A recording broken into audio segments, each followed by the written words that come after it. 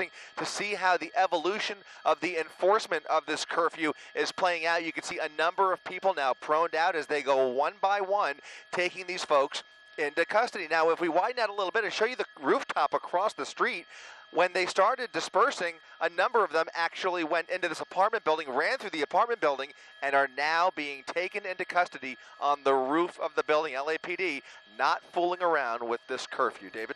Wow, that is an interesting progression on this story, because we have been watching this group for the better part of an hour and a half now, from the newsroom to the set. And this group was a peaceful group of protesters, but they did seem to be bent on staying on the streets.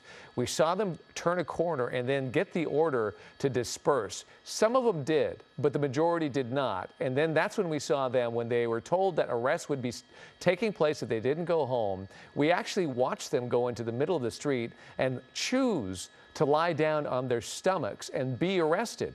The police had a police line nearby, and they watched them get on their stomachs, and they simply sat there, Colleen, for the better part of 20, 30 minutes before the arrest took place. And all the while, the folks were watching from that rooftop. Right. What I find surprising is now they are on their stomachs, and I wonder if they are voluntarily being arrested or if the police said, "You're going in too." Well, and you know what? Lita, our director right now, just said that they have spelled out in a formation BLM, Black Lives Matter, right there on the top of that apartment complex. Interesting. But you know, David, what is kind of interesting is that so many people have been abiding by that curfew, because we saw thousands and thousands of people out today peacefully marching through downtown Los Angeles, through Hollywood. There were so many people out and about. I'm very curious to see how many arrests will be made, because it seems like the streets really did clear out and people did adhere to that curfew.